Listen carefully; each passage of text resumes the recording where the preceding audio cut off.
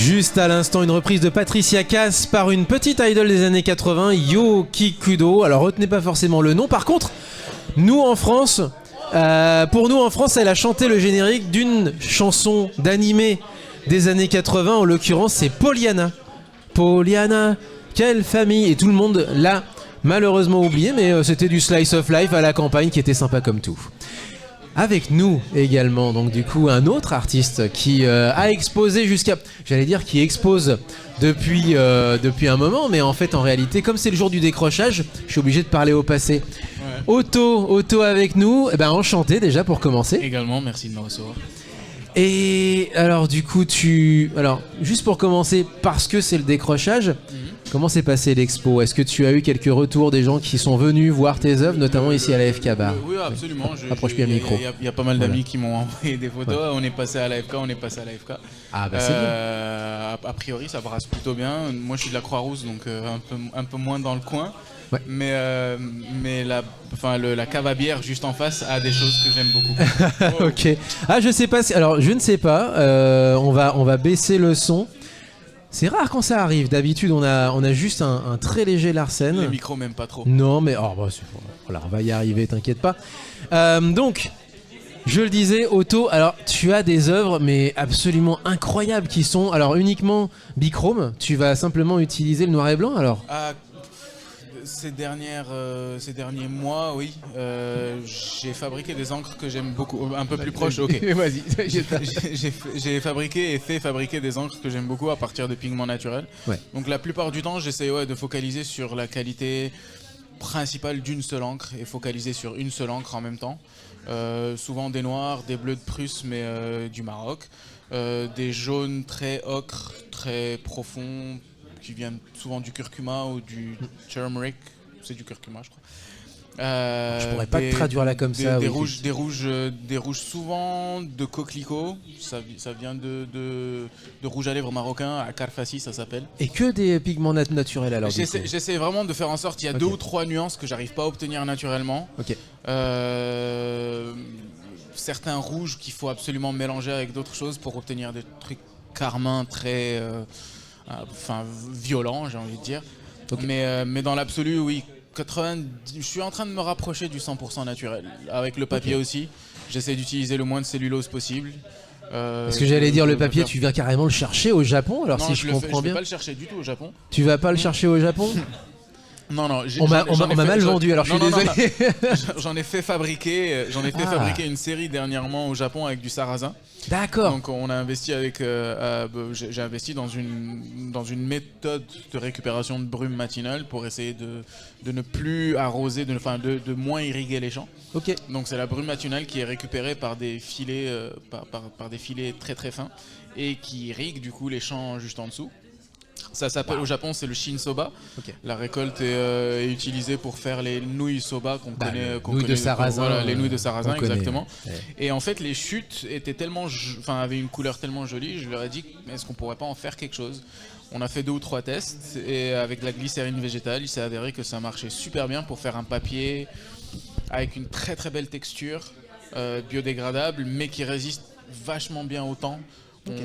Je l'ai passé sur des UV pendant bien 1 mois à 100% et ça n'a pas bougé du tout. Pour le vieillir artificiellement. Et... Pour le vieillir artificiellement, en fait, c'était comparable à un truc qui va prendre 2 ou 3 heures de soleil direct, sans vitre, protection, rien du tout pendant 50 ans. Voilà. Quoi, tu vois. C'était histoire de voir en fait comment ça allait réagir, comment ça allait réagir dans le temps, histoire qu'on m'appelle pas pour me dire ouais le papier s'est dégradé, c'est dégradé parce que vu que c'est 100% naturel, on peut littéralement le foutre dans un bol de ramen que y a aucun risque quoi. On pourrait presque le manger. Donc, on pourrait presque le manger, c'est du sarrasin après tout, tu vois. C'est les chutes du sarrasin. Donc ça c'est le dernier papier que j'ai fabriqué, mais la plupart du temps c'est du coton européen que je fais pousser au nord de l'Italie, en Toscane aussi. Et on essaye de faire vraiment le plus proche de 100% possible de coton, lin. J'ai fait du papier de riz dernièrement qui marche très très bien. Okay. Voilà. Ça c'est pour les matériaux, mais les inspirations.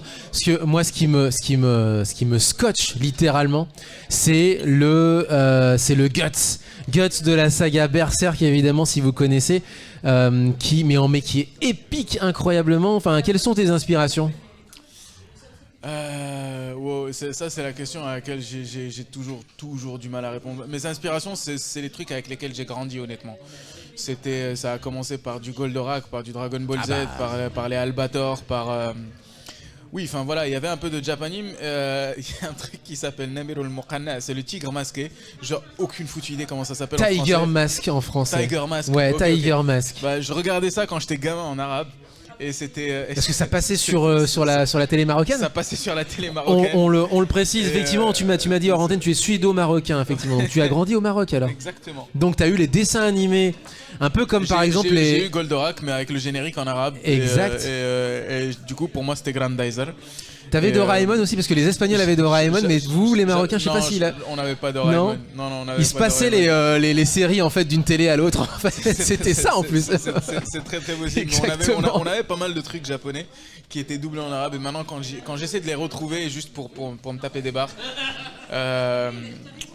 C'est ça. En fait, les deux séries que j'ai faites dernièrement, une qui s'appelle Yu-Gi-Oh et une qui s'appelle Evo, c'est véritablement juste des trucs avec lesquels j'ai grandi, quoi. Tu vois, c'est des trucs que je trouvais au marché aux puces. Ouais. C'était des Spawn, c'était des vieux comics que le gars récupérait par centaines. Il savait pas trop ce qu'il avait dans les mains. Ouais. J'ai des premières éditions de Spawn, des choses comme ça que j'ai pris 10 balles. Qui étaient vendues au calme. 10 balles, ça fait 1 euro, quoi. Voilà, c'est ça. Et du coup, c'était déjà. À l'époque, c'est beaucoup, mais aujourd'hui, ça a pris une valeur pas possible. C'était les premiers Batman, c'était du Marvel, du DC. C'était du Dark Horse. Il y avait plein de petites choses comme ça, en fait, qui ont fait que quand j'ai commencé à dessiner, le premier truc qui me venait en tête, c'était entraîne-toi sur des trucs que tu connais, quoi, tu vois. C'est comme on dirait un auteur écrit ce que tu connais. Il y a des personnes qui ont passé 3 mois à faire des recherches, etc. Moi, je dessinais juste ce que j'avais à peu près en tête. Du coup, ouais, ça a donné des choses entre Batman et Deadpool, déjà des années 90, avec le visage tout long comme ça. C'est ça, c'est ce qu'on va trouver. Alors, je parlais du Guts, effectivement, parce que déjà c'est incroyable. Il est incroyable. J'arrive tellement pas à me décider sur comment dessiner Guts qu'il y en a 3 là en fait. Il y a celui qui est exposé. Il y a celui qui est exposé juste là sur le mur, ouais. Qui est exposé au mur avec sa. Je crois que c'est sa 4e épée. Je crois que c'est sa 4e épée, celle-là. Et puis il y en a 2 que j'ai fait les autres. L'un des petits là, c'est son épée principale. Okay. C'est la toute dernière, la Mastoc. Et puis celui juste au-dessus aussi, c'est sa dernière épée en fait. Après, il y a aussi d'autres. Le Kraken, par exemple, c'est aussi toi. Enfin, le Kraken aussi, ouais. C'est bien parce que la plupart des personnes pensent que c'est un Cthulhu, mais en fait, quand il y a le Cthulhu à côté, on fait jamais l'erreur, quoi, tu vois. Exact. Mais quand on voit que l'un ou que l'autre, on peut interchanger les deux. Le Godzilla également, c'est aussi toi, voilà. Le Godzilla le Gojira qui attaque Tokyo, ouais.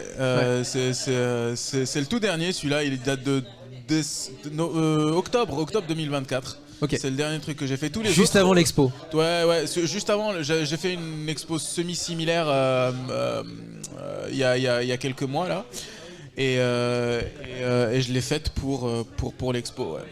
Et après cette expo là, est-ce que tu as d'autres actus de prévues, d'autres expos à Lyon ou ailleurs D'autres expos, non. Éventuellement, le Comic-Con à Paris en avril. Oui, ok. Histoire de présenter 2 ou 3 très grandes œuvres originales. Et puis retourner au Japon, juste essayer de refabriquer ce papier-là et puis trouver d'autres moyens de sensibiliser à la fabrication de papier, arrêter d'utiliser de la cellulose. Essayer de travailler du papier minéral qui m'intéresse énormément, surtout pour sa durée en fait. C'est du papier fait à partir de granit à 85%. Et aujourd'hui on utilise encore 15% de colle pour le lier, mais j'essaie de le lier avec d'autres choses. Donc je suis un petit peu obsédé par le papier, un petit peu obsédé par essayer vraiment de trouver des manières de créer de l'art avec le moins de chimie possible en fait. Et de toute façon, nal, ça veut dire abeille en arabe. Et 20% de ce que je gagne est reversé exclusivement à la protection des abeilles. Okay. Donc ce serait un petit peu... hypocrite, je dirais, d'utiliser des trucs trop artificiels et puis alors que je suis vraiment à fond de. Alors que à fond dans ne pas buter des arbres, quoi. Exactement, alors que t'es engagé, t'es très engagé. Engagé, je sais pas, mais juste j'aime le miel, quoi. De fait, dans l'action, effectivement, si tu reverses, là c'est déjà un engagement et c'est déjà énorme. D'autres ne vont pas aussi loin. Merci beaucoup en tout cas. Merci à vous de m'avoir reçu. Otto, donc merci du coup, que je vous invite à découvrir ici à l'AFK Bar. Donc ces jours de décrochage. On fait jamais les choses comme tout le monde. Hein. Nous, ce serait un vernissage. Non, c'est un jour de décrochage. On fait une émission de radio parce que pourquoi pas, exactement. Vous la faites à l'envers, c'est très exactement. Non, mais non, pas dans ce sens-là. Merci beaucoup de m'avoir reçu. Merci à toi, merci beaucoup. Otto. On se retrouve juste après une petite pause musicale, évidemment. Alors, du coup, j'avais pas forcément prévu la petite pause. Musical, mais il y a toujours quelque chose de prévu avec Mouteki. Voilà. Allez, c'est bon, on va y arriver. Parce que tout va bien. Et donc si ça va, on va faire une chanson qui s'appelle Ça va. Vicky Blanca, ça va. Vicky Blanca qui est venue l'année dernière à Japan Expo et qui commence de manière assez cool, assez calme.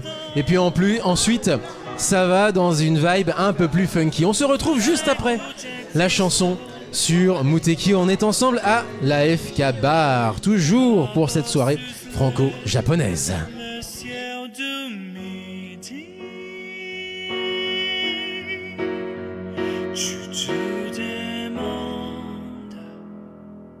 Demande